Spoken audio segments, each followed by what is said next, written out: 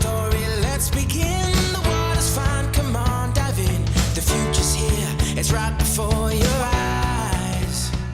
You're listening to Aviation Marketing Hangar Flying, the community for the best sales and marketing professionals in the aviation industry. Your hosts, John and Paula Williams, are your sales and marketing test pilots. They take the risks for you and share strategies, relevant examples, hacks, and how-tos. Be sure to subscribe on iTunes so you won't miss a thing. Welcome to Aviation Marketing Hangar Flying, episode number 19. Today we're talking about pricing strategy. So one of the questions we get asked an awful lot is, should I reduce my price? Right. And often when people aren't making the sales that they want to, this is their first reaction is my price too high? And in almost every case, we advise them not to reduce price. Right. We want to look at every other possible option before we reduce their price. And today we're going to talk about a lot of the things that go into pricing strategy. And this is one of the most popular posts on our website and has been for a number of years. And it's also the most popular question we get asked. So we thought it would be good to do a podcast on this and talk about it today. So I'm Paula Williams. And I'm John Williams, and we're testing out new equipment.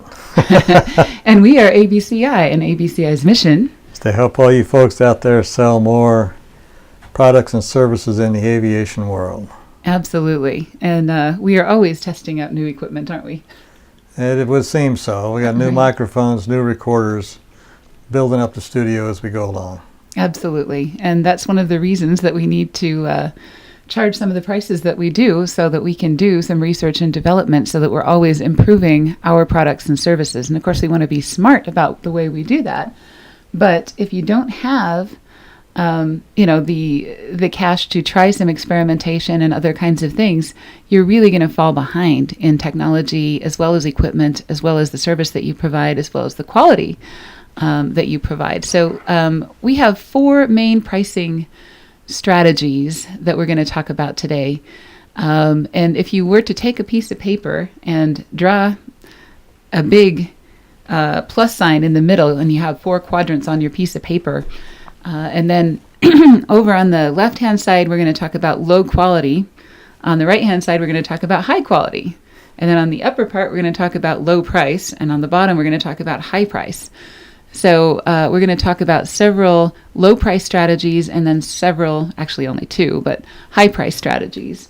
And what the pros and cons are of each of them and some different circumstances in which you might want to consider them, right?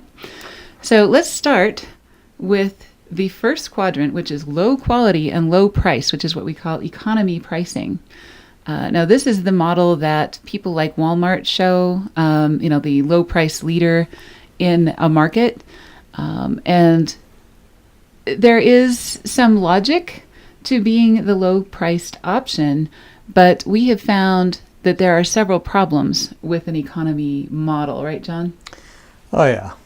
Oh, yeah. The first of them is really perceived value. And especially for an aviation product, you do not want to have a low perceived value. Now, if you're an airline, maybe you can get away with, flying for peanuts and things like that. But there's a certain standard of quality that is expected of the aviation industry because people are putting their lives on the line for this, right? So, flying for peanuts, was that a pun? Flying for peanuts. That was actually a real, honest-to-gosh marketing strategy of one of the airlines. Yeah, right. And it worked for a while. Then it got to the point where everybody is trying to have the lowest fare, and they're all kind of cutting their throats on Travelocity and Expedia. And there is some, I suppose, market share to be had from having the lowest price, but that's when you're selling to the mass market, not necessarily when you're selling to an affluent market or to a private aviation market or a general aviation market, right? Exactly. Right. So, the lower the perceived cost, often the lower the perceived value. And we're going to show you, I like one example that comes to mind and that is used in a lot of books. I think this is in Jason Mars's book, which is an excellent one. We're going to give you the information about that later on in this podcast. is the $40 Rolex. Now, if you have somebody that offers to sell you a Rolex watch for $40, what's your first thought going to be? It's not worth $5. That- right. This is the sort of thing that happens by the side of the road in Mexico. This is not the sort of thing that happens in a high-end mall or in a high-end jewelry store. And actually, I have to, there's every once in a while, if you buy a $40 Rolex, you actually get lucky. But it's pure luck, because when I was 16 in Tijuana, and this guy came up selling me watches, and he wanted $43 for this watch, right? Self-winding, so on, so on. And I said, nope, $5, and we talked back and forth, and finally I said, $7 top. Well, why is that? So it's because all I had. No, it was true, that's all I had with me. He sold it to me for $7. Wow. And that was many years ago. Okay. And that watch still works. Wow. I've replaced the crystal on it several times, and I keep it because, I mean, it's not as accurate as the one that I have now that Paula gave me, which is within a billionth of a second all the time, as long as it updates based on atomic time. But nonetheless, It was a good watch. It was a good watch, but you never know. But chances are it would not have been, right? No, yeah, exactly. Right, exactly. So there are some brands that you will never see on sale. One of them is Rolex. Another one is Apple. Sometimes you'll see refurbished or other kinds of things, but mainly from the Apple store, they are very loath to give discounts or sales of any kind. You're not going to see screaming half off or 50% off or clearance sales or anything like that from the high-end brands. And the reason is because they want their products to have a very high perceived value. And this is not just snobbishness. This is also basically on customer experience and their experience with the people that want to buy their products. They expect a very high level of service. They expect a very high level of quality, and you simply cannot do that and have the lowest price. Exactly, which is why Rolex and Apple and others have such high costs. Exactly. So if you're in the economy space, that low price and low quality space, we have found that customers are terrible. There was a time when we first got into the aviation market when we tried to offer a low-cost service. And the reason for that was because we were breaking into a new market. We needed to get some credibility in this market by having some samples of work that we could point to and other things. So we did a low cost, and we have found that bargain seekers are terrible customers. They are entitled, they are whiny, they are horrible. They want, even if you give them away something for free, they will still find fault with it.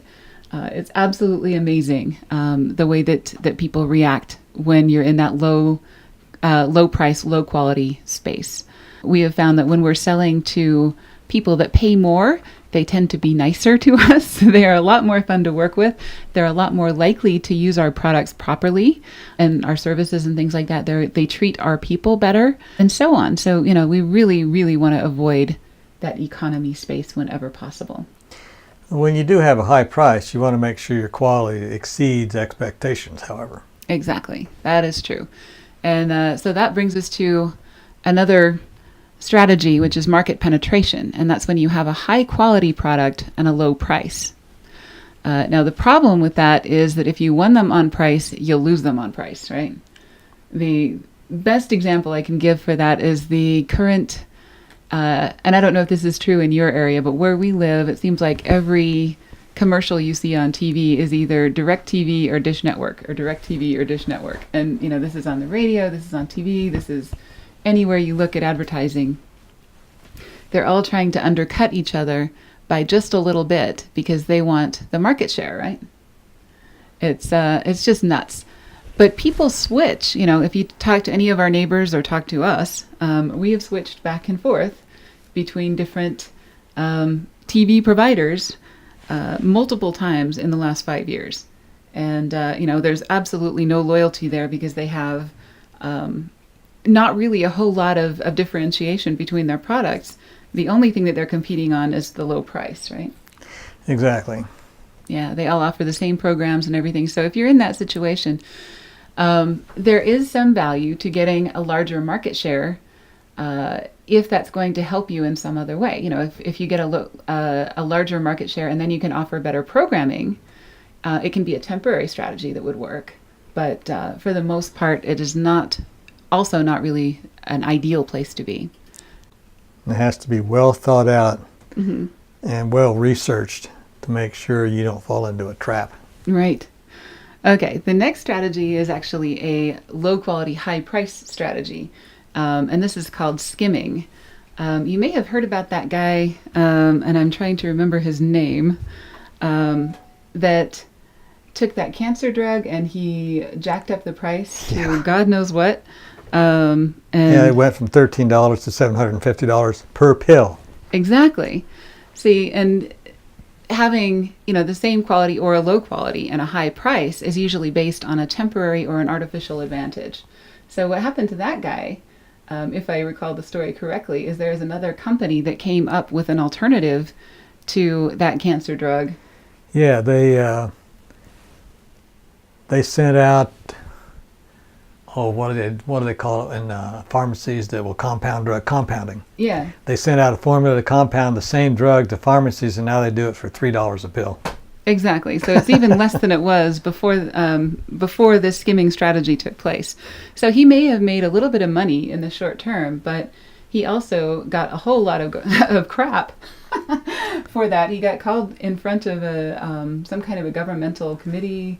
Got a lot of bad press, all kinds of things. It wasn't anything illegal I guess you could argue the morality of it, but it wasn't illegal. It wasn't illegal. It's a free market society. They're supposed to be, so he can charge what he wants. Right. And if you have, like out here where we live, there's the Bonneville Salt Flats where they have racing in the summer. When that dries out, it's like the flattest surface on the planet. And so they have these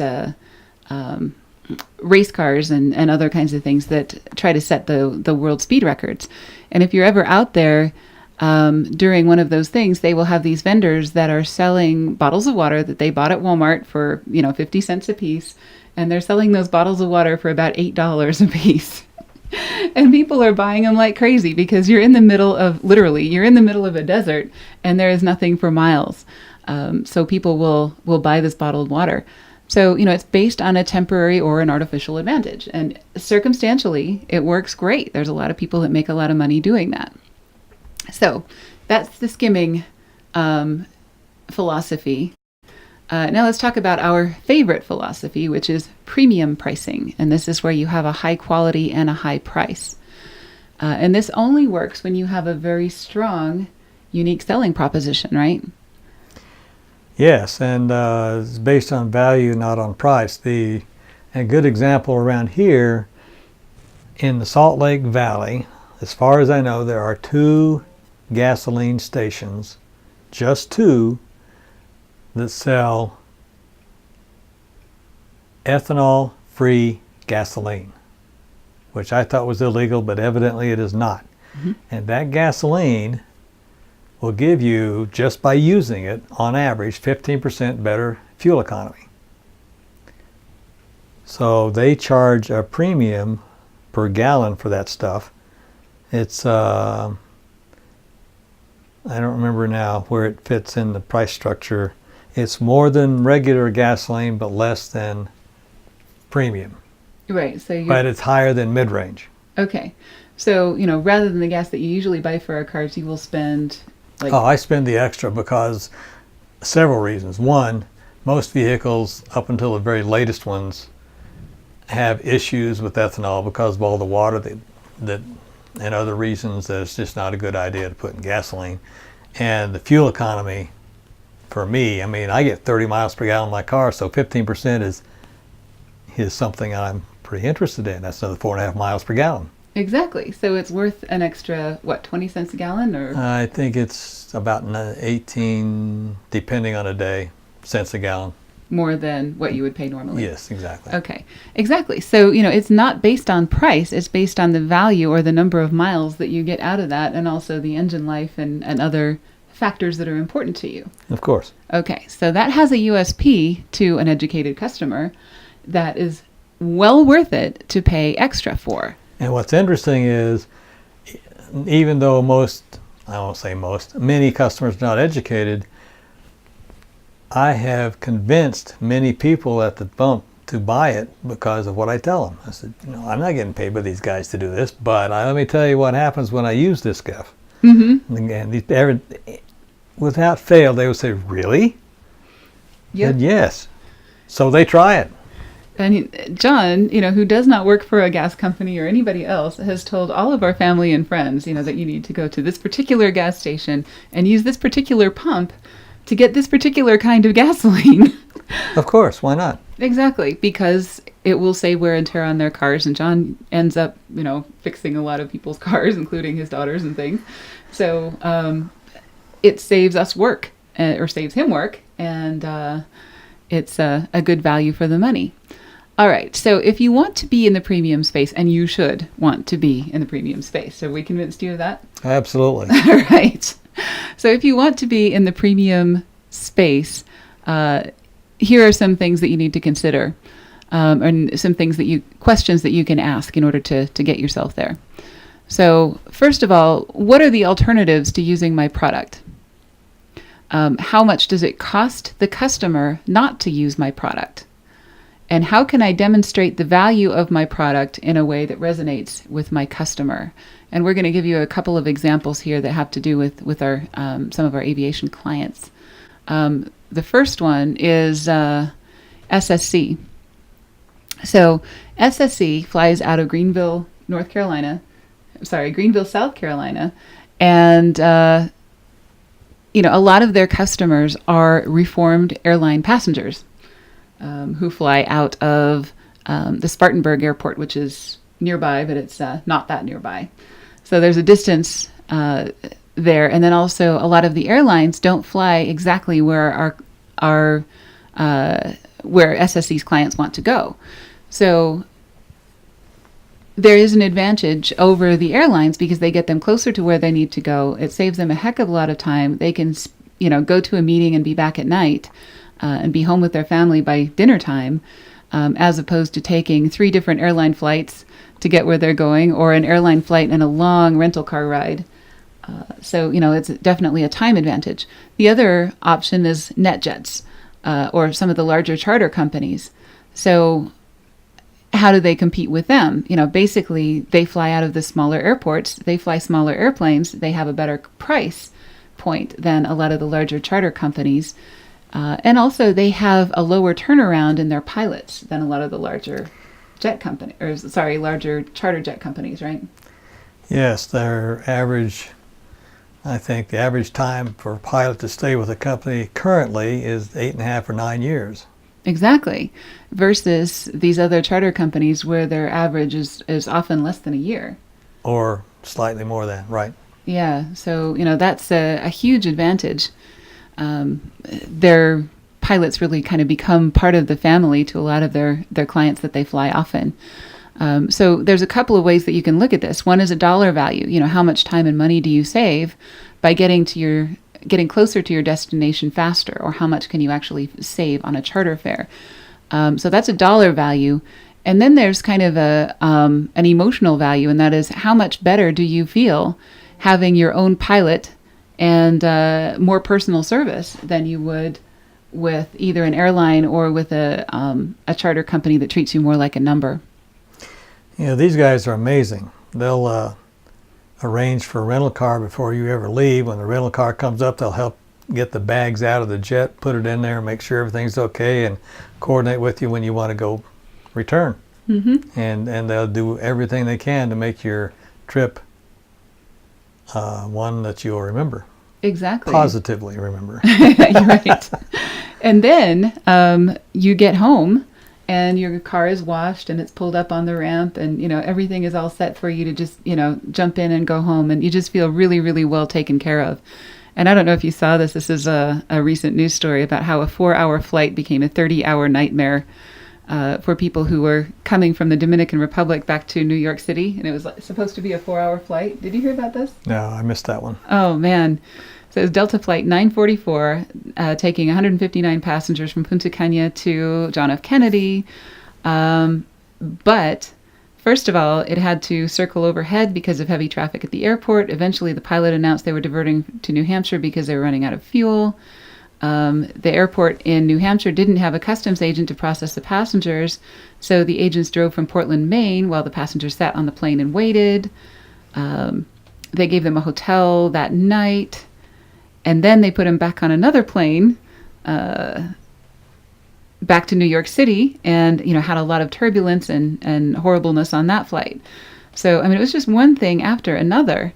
Some people were bailing out and buying Amtrak tickets and renting cars or anything else just to never take another flight on this airline again. And so that is definitely a great selling point if you have a service that allows people to avoid that kind of inconvenience, right? Absolutely. Yeah. Okay, so here's another one. And this one is Vlog versus Camp. And they will tell you that they are not competitors, and they're really not, because Camp is aircraft maintenance software versus something that is actually more of a complete aircraft logbook that's owned by the aircraft owner. So you can look at this in a couple of ways. Camp is actually owned by the maintenance provider, and if you take your airplane to 3 or 4 different maintenance facilities over its life, and usually more than that, you're going to have several different entities owning those maintenance records, right? Yeah, they're not all composite in one location. Right. So if you ever had to completely replace your logbooks, you'd be making a lot of phone calls and hoping for the best, that you can actually reconstruct your logbooks out of a patchwork of maintenance records. And there's going to be a lot of things missing, like your 8130 certificates and a few other things, right? Paint colors is another one that comes up. They just aren't really kept in those maintenance records. So if you need those, they are kept in the maintenance records, but when Camp does it and other people do it, they're supposed to give you paper copies, and you're supposed to put it together when you get back. But right. If you lose something because you didn't back up the whole paper copy, then you have a problem trying to go back and recreate the darn thing, because you'll have to call wherever you had the... First, you got to figure out where you had the thing maintained, and if you're a typical Part 91 or 135 guy flying all over the country or the world, you'll get maintenance wherever you need it. Right. And trying to figure out where that happened over the last 3 years could be interesting if you fly a lot. Right, and then hoping that they still have your records and that they will send them to you in a timely way, and then hoping that doesn't delay things so that your aircraft is on the ground broken longer than absolutely necessary while you're trying to catch things up and get legal. So, there is a huge competitive advantage to an aircraft owner or an aircraft manager or anybody who has an interest in making sure that aircraft is airworthy at any given time and has dispatch reliability. There is also a huge competitive advantage in terms of knowing that aircraft is protected. So the dollar value can be up to 1/3 or 30% of your aircraft's value, which depends on the quality and condition of your aircraft's paper logbooks. And if you try to sell an airplane that has perfect, pristine, fabulous logbooks versus one of the exact same make and model that has really kind of sketchy, missing pieces, messed up logbooks, you're in trouble. Well, we could go on. That's a whole nother topic, but yes, you're absolutely correct. You could miss out in a sale of up to about 1/3 of that aircraft's value in that resale. The additional value or the emotional value really is peace of mind, being able to sleep at night knowing that your asset is protected and your maintenance people have complete access to all of the aircraft's records, right? Okay, so that's another example. One last example is ABCI's Aviation Marketing Masterclass. And we compared that to several things in a recent article, Sandler Training's leadership. What is it called? It's called their President's Circle, which is a Sandler sales program, which is really excellent. But it is only for sales. How can I sell my product more effectively? The David Eccles School of Business, which Sean completed several years ago, but they did a lot of business education and other things, and they touched on marketing and sales. And and American Writers and Artists programs, which focus mainly on copywriting, which is a very important skill, but it certainly isn't everything that you need to know if you are selling a product or service, especially in the aviation industry. So those things are very good at one specific thing, but they're not very good at the general information that people need to know about marketing and sales, and about the specific information that people need to know if they're buying and selling products in the aviation industry, right? Yes. Yes. And, we did compare them, and the costs are just, especially for the EMBA program, are just astronomically out of the park for some of these things. And of course, we're not comparing apples to apples. We're deliberately comparing apples to oranges. But how could people get the same education that they get in the masterclass? Oh, to learn what we teach, you would have to go to several different sales training programs, several different marketing mastermind groups, several different marketing organizations, and it would just be, well, it's taken you, 20 plus years to figure this out, and taken me not that many, but 10 or more on the sales end of things. Right. Well, you're faster than I am. But it is interesting, to look at how else can people get the same value as they would get from purchasing your product. And in a lot of cases, we're in a category of one. There really isn't another practical way for people to do that. So we can charge. We boil it all down to the basics and show you how to make it work. Exactly. So we can show people, that that's a really good value. So the dollar value, when we talk with an individual customer, how much is it worth to you to get better get better at selling and marketing your product? If you could sell or market your product even 10% better or 20% better, how much more would you make each month or each year? And generally speaking, that far exceeds the cost of the masterclass. Oh, heavens, yes. Absolutely. We finally got it back down to a reasonable amount. Right. And the additional value or the emotional value of the masterclass is really by saving time and frustration, by having a group of people that you can depend on to help you. It can be really anxiety producing to be spending a lot of money on advertisements that don't work, and to be spending a lot of time trying to sell and getting a lot of rejection. So, there's a lot of emotional angst that we can really help people prevent simply by pointing them in the right direction and avoiding some of those mistakes. Okay, so that's how you use comparative value to really place your product in a premium pricing strategy, right? Okay, so this is what we call our rich friend test. Can you sell this to someone you know, like, and trust that has the means to buy it, and of course the need of it, with a straight face and with a clear conscience? If the answer is yes, then can you add $100 to the price and do the same? And the answer to that should be an outstanding and very clear yes. Well, and then you need to add $100 to the price. That's right. And then ask the question again, could you sell this to someone you know, like, and trust that has the need and the means to buy it with a straight face and a clear conscience? Meaning they cannot possibly get that same value elsewhere, and it's something that they absolutely need. And if you think that we're smoking something, let me have you go research a very well-known company called Cessna. Ah, cool.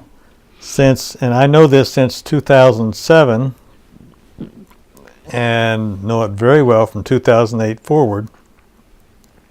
Since I bought a 172 in 2008, I bought another one in 2009, they raised the price on those 172s each and every year without fail, regardless of what the economy is doing, regardless of anything. They always raise the price. Now, how do they sell that? Well, you can raise the price to anything, and then if they want to, and if you can convince them, they will give you a reason, or you can give them a reason to lower the price for a one-time sale. Right. It's called negotiation. But as long as you raise the price, then everybody understands what's going on, and they're not going to be involved in a race to the bottom. Exactly. So then you have the quid pro quo. You can ask for something in exchange for a discount. Ask for a referral in exchange, or regular referrals in exchange for a discount, or a good testimonial in exchange for a discount, or at least that they will complete a survey, or that they will complete your compliance program. Things like that in exchange for a discount. So those are all very legitimate things. Another company that does this, and people keep recommending them, is Disney. Yes. Last year they had the measles outbreak, and so people stopped taking their kids places where they thought they could get the measles, right? Disney's answer to that was to raise their ticket prices. And of course, it coincided with some other things that they did, upgrading their fast passes and things, giving people these little plastic bracelets, that are kind of an upgrade over the stamping your hand kind of deal. So there were reasons for them raising their prices, but it happened to be coincidental. And they are doing better than ever. Because of the perceived value. People are thinking, well, since the price is higher, there will be less crowds, it's safer, and so on. And of course, they improved their the quality of their service too. Sorry, John. Car dealers do it. Yes, Every year, prices go up. Yep, they do. We were just looking at the price of a Ford 150. Yes. Yeah. You go buy a Ford F-150 now, and they're on the order of $70,000. Oh, man. For a half-ton truck. And they're selling. And they're selling like hotcakes. Yeah, we see them everywhere. They're really popular out here where we live, just because trucks are more popular than cars. But it's just amazing that people will spend that much money. All right. So when you're looking at these kinds of things, you want to figure out, what are the alternatives to using my product? How much does it cost the customer not to use my product? How can I demonstrate the value of my product that resonates with my customer? So those are all things that you can do. And, the way that you can do it, of course, and the reason that you have to charge a higher price is because you can provide exceptional quality. So if your price is higher than your competitors, your quality should be higher as well. And you have the means to make sure that happens. You have to pay your people better than your competitors pay theirs, because word does get around, like all of those charter pilots that talk to each other, You have to invest more in R&D, in new products and improvements. I don't know who does more R&D than Apple. Probably nobody. But that's where all the money goes when you buy an iPhone or, those crazily overpriced. When you look at them, just by simple comparison with the other similar products on the market, they seem overpriced. But I have all Apple products. So, there is, I'm willing to pay extra for the quality and for the reliability and for the service. I know when I have a problem with an Apple product, I'm on my way down to the Apple store to talk to the little guy in the blue shirt who's going to fix my problem before I leave. And we have multiple large monitors in here, and one of them was giving us issues. We took it back to them, and they took it apart and said, you know what, we'll just give you a new one. Mm-hmm. And for the right kind of customers, the kind of customers that you really want, it is worth going the extra mile for them, and you have to be able to afford it without going out of business. And the only way to do that is to do premium pricing. All right, so we talked about our sources for the information in this podcast, besides our experience with our clients who we absolutely love because they have taught us a ton about the aviation industry in particular. But there are some great resources out there as well about pricing in general and the rest of the world. So one of them is Perry Marshall's 80/20 Sales and Marketing book, which is our January selection for our book club and our masterclass. The second one, No BS Trust-Based Marketing, Dan Kennedy and Matt Zagula, some of our favorite people. They're in a mastermind group that we have participated in, one of those very expensive ones that we did the comparative value of. But their material is fantastic, and that's the reason why we pay a premium for that. And the third one is No BS Price Strategy by Dan Kennedy and Jason Mars. Jason Mars's wife is actually a speech and language therapist, and for that service, a lot of places will provide it for free. in a lot of school districts and things, you can get speech and language pathology for your kid for free. His wife is competing with that at premium prices of over $200 an hour for that service. And it is well worth it. And he explains why it's well worth it and how he gets away with charging the prices that he does in that book. So that is definitely So there you go. There's absolutely no reason to charge a low price for your product. Even if you're competing with free. Even if you're competing with free. Exactly. All right. So this week's tip sheet is pricing. It's a pricing cheat sheet at aviationbusinessconsultants.com/pricing. All right. So please do subscribe to our podcast. It is new, still new. We've just reached our first 1,000 downloads, and we're very happy that you are listening. That's a wonderful thing. Please subscribe on iTunes, and please do leave us a review. And thank you very much for listening. We'll talk to you next week. Have a good day. See you.